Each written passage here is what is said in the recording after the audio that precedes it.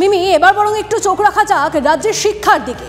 কাল ছিল 781 আর আজ 46,000। কথা হচ্ছে রাজ্যে শূন্য শিক্ষক পদ নিয়ে। শূন্য শিক্ষক পদ নিয়ে 24 ঘন্টার মধ্যেই মত বদলালেন শিক্ষামন্ত্রী ব্রাত্য বসু। বিজেপির অভিযোগ ছিল রাজ্যে শূন্য শিক্ষক পদের সংখ্যা প্রায় 3 লক্ষ। তারই জবাবে কাল বিধানসভায় শিক্ষামন্ত্রী দাবি করেন রাজ্যে শিক্ষক পদ খালি রয়েছে মাত্র 781টি। আর শিক্ষামন্ত্রীর এই মন্তব্যের পরেই শোরগোল পড়ে যায়। আজ সংবাদ মাধ্যমের মুখোমুখি হয়ে বিধানসভায় দেওয়া নিজের তথ্য থেকে পিছু হটলেন ব্রাত্য বসু। পশ্চিম মেদিনীপুরের অজপাড়া গ্রাম চেচুড়িয়ার ছবি কয়েকদিন আগেই দেখিয়েছিলাম আমরা। কি অবস্থা দেখুন। 2018 সালের পর থেকে গ্রামের একমাত্র হাই স্কুলে কোনো স্থায়ী শিক্ষক নেই। বাধ্য হয়ে গ্রামের ছেলেমেয়েগুলোর পড়া যাতে কোনো মতে বন্ধ না হয়, তাই গ্রামের বাঁধ থেকে মাছ ধরে তা বিক্রি করে 2 অস্থায়ী শিক্ষকের জন্য মোট 4,000 টাকা সাম্মানিকের ব্যবস্থা করেছেন গ্রামবাসীরা। এমন ছবি বাংলার জেলায় জেলায়। স্কুল আছে কিন্তু শিক্ষক নেই। গত কয়েক বছরের নিয়োগ যা হয়েছে তাতেও দুর্নীতির জট। অযোগ্য শিক্ষকদের বদলে চাকরির দাবিতে দিনের পর দিন রাস্তায় ধর্ণা দিচ্ছেন হাজার হাজার যোগ্য চাকরি প্রার্থী। মামলা চলছে আদালতে। তার জেরে আপাতত নিয়োগও বন্ধ। শিক্ষকের সংকট এখনই কাটবে এমন কোনো লক্ষণ নেই। রাজ্যে প্রাথমিক স্তর থেকে শুরু করে উচ্চ মাধ্যমিক পর্যন্ত কত শিক্ষকের শূন্যপদ রয়েছে? মঙ্গলবার বিধানসভায় শিক্ষামন্ত্রী কি বলেছেন শুনুন। গোটা রাজ্যে এখন শূন্য পদের সংখ্যা হচ্ছে, শিক্ষক সংখ্যা হচ্ছে মাত্র 781। মাত্র 781 কি করে সম্ভব? আদালতে রাজ্য সরকার শূন্য পদের যে হিসেব দিয়েছে তা তো অনেক বেশি। সুতরাং ব্রাত্যের দাবির পরেই শুরু হয় বিতর্ক। স্কুলের দুর্নীতি বা শিক্ষা ব্যবস্থার দুর্নীতি এমন একটা জায়গায় পৌঁছেছে যেখানে দাঁড়িয়ে পুরো পদটাকে অ্যাবলিশ করে দিয়ে শূন্য পদের সংখ্যা কমিয়ে নিয়ে আসা হচ্ছে, যাতে ভবিষ্যতে ছাত্র যারা এই ধরনের দাবি না ওঠে, নতুন করে শিক্ষক নিয়োগের পরীক্ষার দাবি না ওঠে। ব্রাত্য বসুরা প্রাইমারি স্কুলের কোনো এক শিক্ষক, তার কাছে যদি কিছুদিন অঙ্ক টঙ্ক প্র্যাকটিস করেন, তবু যদি কিছু জ্ঞানগম্যী হয়, এটুকুই বলা যায়। বিরোধীরা চেপে ধরতেই বুধবার ফের মুখ খুললেন শিক্ষামন্ত্রী। এবার কি বললেন? বিতর্ক নিরসনে আমি কিছু তথ্য দিয়ে এটা এই বিতর্কের অবসান চাইছি। বিধানসভা কক্ষে আমি পরিষ্কার করে এটাও বলি যে এই মুহূর্তে শূন্যপদ কত তা আমার নির্দিষ্ট করে বলা সম্ভব নয়, এবং যেটা আমি বলেছিলাম আনুমানিক, ওটা তার থেকেও আরও বেশি শূন্যপদের সংখ্যা। শিক্ষা দপ্তর সূত্রে খবর, যেসব পদে নিয়োগ প্রক্রিয়া শুরু হয়েছে কিন্তু মামলার কারণে নিয়োগপত্র দেওয়া যায়নি, সেই সব পদকে শূন্য পদ হিসেবে ধরা হচ্ছে না। যেসব পদে নিয়োগ নিয়ে মামলা হয়নি সেই সব পদকে শূন্য পদ হিসেবে ধরা হয়েছে। প্রাথমিকে শূন্য পদের সংখ্যা 11,765। উচ্চ প্রাথমিকে শিক্ষক শূন্যপদ 14,339। মাধ্যমিকে শূন্য পদের সংখ্যা 13,500। উচ্চ মাধ্যমিকে শিক্ষক নেই 5,500। আশায় বাঁচে চাষা, আশায় বাঁচছেন চাকরি প্রার্থীরাও।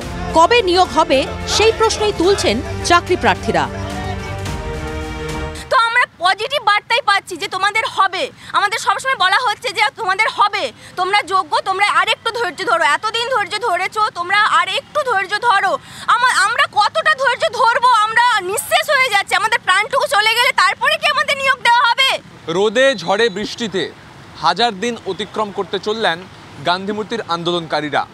শিক্ষামন্ত্রী গতকাল যে পদের কথা বলেছিলেন শূন্যপদ, আজকে সে বিষয়ে আরেকটু বিস্তারিতভাবে ব্যাখ্যা এসেছে। সেখানে যা ইঙ্গিত পাওয়া যাচ্ছে, প্রাথমিক থেকে শুরু করে উচ্চ প্রাথমিক 11-12 সবটা মিলিয়ে রাজ্যে শূন্য পদের সংখ্যা প্রায় 46,000। সেই 46,000 শূন্য পদে নিয়োগ কবে হবে? শিক্ষামন্ত্রী কি তথ্য দিয়েই খালাস? ক্যামেরায় দীপঙ্করের সঙ্গে সুমন, TV9 বাংলা, কলকাতা। খরচ 53 লাখ, আয়ু মাত্র 6 মাস। ভাবছেন তো কিসের কথা বলছি? রাস্তার কথা। পথশ্রী রাস্তার হতশ্রী দশা। অভিযোগ, কাটমানির রাজত্বে পথ হারিয়েছে উন্নয়ন। দেখুন। পথ হারিয়েছে তার স্ত্রী, তবে বোর্ডটি হারায়নি। জলজল করছে একেবারে যাবতীয় তথ্য ভাণ্ডার। এবছর 28শে মার্চ কাজ শুরু, 20শে মে শেষ। পুরুলিয়া জেলার বলরামপুর পঞ্চায়েত সমিতির নির্মিত 1450 মিটার দীর্ঘ ঢালাই রাস্তাটি আশা জাগিয়েছিল মানুষের মনে। পথশ্রী প্রকল্পে হওয়া এই পথ যে কয় মাসেই নিরাশার অন্ধকার ডেকে আনবে তা কে জানতো। খারাপ মাল দিয়েছে কি, মানে এই পাথর সিমেন্ট এগুলো কি খারাপ দেওয়া হয়েছে? তাহলে ওষুধ দেওয়া হয়েছে, তাই জন্য তো এইরকম হয়েছে। 53 লাখের ওপর খরচ রাস্তা তৈরিতে, কে বলবে 6 মাসও যা টেকে না। নামশোল হয়ে রাইমল বড় ময়দান পর্যন্ত রাস্তা এখন শুধু দুর্ভোগের আর এক নামই নয়, কার্যত মৃত্যু ফাঁদ। পথশ্রী না, এটা হচ্ছে হতশ্রী প্রথমে, তারপরে দিয়েছে বালি তো দেয় নাই, কাদা দিয়েছে, কাদা বালি নাই কাদা দিয়েছে। আর গিটি তো পাথর বড় বড় এরকম করলে পাথরটা তো ভেঙে যাচ্ছে। আমি তখনই বলেছিলাম যে এই রাস্তাগুলার পরমায়ু বেশির বেশি 2-3 মাস, প্রায় 53 লাখ টাকার উপরে স্যাংশন করা হয়েছিল, কিন্তু আমার মনে হয় 53,000 টাকাও এখানে খরচা করা হয়নি। এখানে একটা বিশাল একটা অঙ্কের কাটমানি ওনারা সংগ্রহ করেছে। তো আমার মনে হয় যারা আধিকারিক আছেন ওনারাও এর মধ্যে যুক্ত আছে কিনা আমার সন্দেহ যাচ্ছে। পথেই কি তাহলে মিশে দুর্নীতির কালি? শুধুমাত্র ঠিকাদারি সংস্থার পকেট ভরানোই উদ্দেশ্য ছিল? বিরোধীদের অভিযোগ সবটাই তৃণমূলের কাটমানির খেলা। স্বভাবতই অস্বস্তিতে শাসক শিবির। খতিয়ে দেখার আশ্বাস ছাড়া আর কিছুই বলতে পারেননি বলরামপুর পঞ্চায়েত সমিতির সভাপতি। আমি তো এই দায়িত্ব নেওয়ার আগে কি হয়েছে কি না অতটা তো আমি জানি না, কিন্তু আমি সেখানে গিয়ে সজমিন দেখাশোনা করব, তারপরে কি অবস্থায় আছে বা কিভাবে আছে তখন আমি সেটার ব্যবস্থা নেব। কিন্তু কদিন আগেই কত বড় গলা করে মুখ্যমন্ত্রী নিজে রাস্তার দুর্দশার কথা মেনে নিয়ে কড়া দাওয়াই দিয়েছিলেন। ভুললে চলবে? গ্রামীণ রাস্তাগুলো খারাপ হয়ে গেছে। আমি আমাদের সাংসদ যারা লোকসভার আছে তাদেরও বলবো, অন্য কিছু না করে শুধু গ্রামীণ রাস্তা করুন, যার এলাকায় যা পড়ে। এরপরও ছবিটা বদলাবে কি? আমজনতার আশঙ্কার শেষ নেই। মালদার মালডাঙ্গার কথা কি ভোলা যায়? অ্যাম্বুলেন্সের দেখা নেই, কারণ রাস্তা বেহাল। তাই খাটিয়াতে শুয়ে রোগী মামুনি রায়কে নিয়ে যেতে হয়েছিল, বাঁচানো যায়নি। রাজ্যেরই এক মন্ত্রী সাফাইও দিয়েছিলেন জোর গলায়। 100-র মধ্যে একজনের যদি অবস্থা এরকম হয়, 99টাকে খারাপ বলবো কেন? তার ভক্ত মৃত্যু কারণে না, তার ভাগ্যে ছিল, রাস্তার জন্য মৃত্যু হয়নি। সত্যি ভাগ্যই বটে। বলরামপুরের মানুষজনেরও ভাগ্য। পথের দাবি মিটেও মিটল না, উল্টে এসে জুটেছে আরও দুর্ভোগ।